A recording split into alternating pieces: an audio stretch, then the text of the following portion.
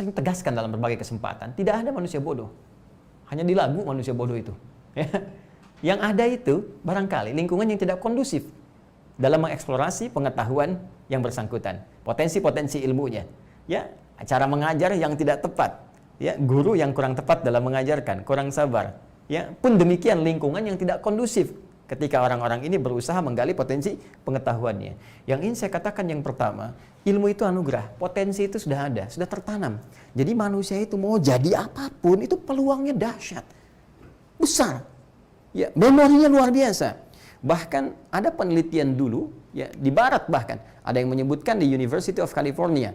Ya, saya pernah baca referensi buku itu menyebutkan riset tentang kapasitas memori manusia yang standar saja.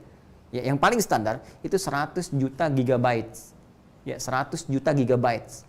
Anda bayangkan sekarang pakai flash disk saja, ya, misalnya yang berapa giga, 8 giga, ya, 10 giga, 60 giga, itu kalau dikumpulkan informasinya berbentuk hard copy, buku apa kumpulkan, barangkali rumah mewah pun tak sanggup menampung segala hal yang bisa dijadikan dalam bentuk hard copy tadi. Dan itu sepersekian kecil, ya, sepersekian dari anugerah memori yang telah Allah tanamkan pada seorang makhluk bernama manusia. Dahsyat. Jadi saya ingin membawa sebuah narasi untuk memberikan motivasi pada setiap diri. Tanamkan, katakan pada jiwa kita, saya makhluk pintar, saya makhluk berpengetahuan. Ya, tidak tercipta kita semua oleh Allah Subhanahu wa taala kecuali sebagai makhluk yang sangat bermartabat, makhluk yang punya nilai, makhluk yang mulia. Jadi jangan rendahkan kemuliaan kita ini dengan perilaku-perilaku yang menyimpang. Ya, kita ini makhluk istimewa. Katakan pada diri kita, Allah memuliakan saya dengan sangat istimewa. Bahkan dengan potensi keistimewaan ini bisa lebih tinggi derajatnya dibanding dengan malaikat. Allah sudah mengangkat. Kenapa Anda merendahkan diri sendiri? Hei, para pelajar dimanapun Anda berada, khususnya yang muslim, ya, yang tersambung dalam kajian ini, saya katakan kepada Anda semua, jangan pernah mengatakan pada diri Anda, saya nggak bisa, saya tidak mampu, susah nih matematika, nggak bisa nih fisika. Tidak, kawan. Katakan pada diri Anda, saya adalah makhluk istimewa yang bisa mengatasi berbagai materi apapun yang saya pelajari, saya bisa kuasai, karena semua potensi itu telah Allah tanamkan pada diri kita.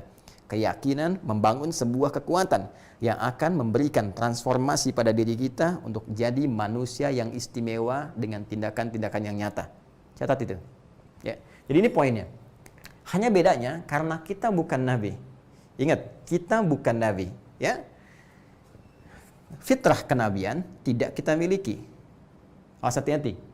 Fitrah kenabian. Fitrah kenabian diajarkan secara langsung. Ketika Allah mengajarkan redaksinya allama.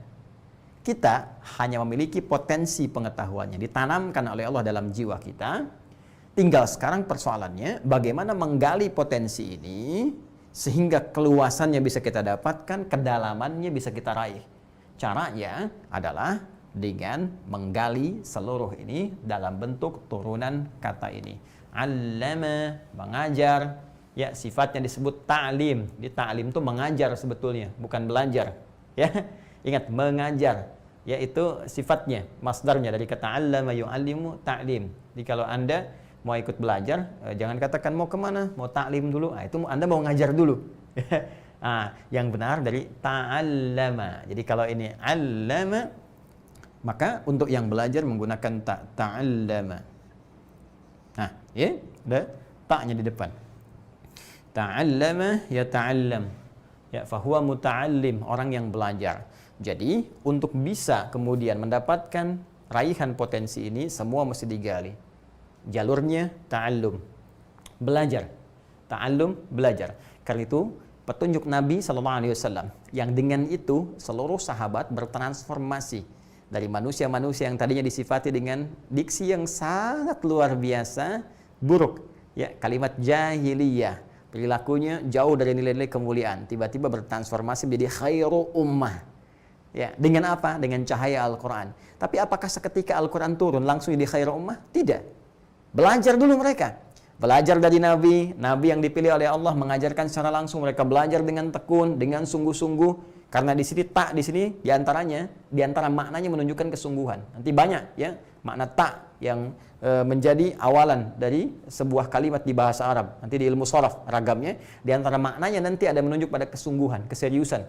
Apalagi ada tasydid di sini ya, yang secara bahasa bukan menunjuk pada satu makna double, dua kata yang disatukan, yang satu sukun, yang satu berharokat. Di dalamnya ada dua. Yang pertama sukun, kedua berharokat. Ta'al sukun, la ma. Itu baru gramatikal dasar. Ya, tasydid juga menunjuk pada sesuatu makna lugawinya seakar dengan kata syiddah, sesuatu yang tidak mudah. Ya, sesuatu yang berliku, kadang butuh perjuangan, sesuatu yang keras. Ya, kadang belajar itu tidak mudah, butuh perjuangan, bangun, semangat, mengentasi rasa malas, ya. Kalau masuk kelas, kadang-kadang juga kita harus berjuang, ya, dengan ego kita, ya, dengan keadaan diri kita, bertarung dengan semangat kita. Untuk duduk paling depan kadang nggak mudah, pilih-pilih di belakang, nggak nanya, kadang-kadang tiduran. Ya, tapi dahsyatnya ujian masih nomor 1 Indonesia. Ya itu artinya apa? Potensinya tinggi. Kita luar biasa gitu. Ya, jadi teman-teman sekalian, saya ingin katakan di sini, Nabi memberikan sebuah petunjuk dengan sangat singkat. Kalimat beliau, khairukum man ta'allamal Qur'ana wa 'allamah.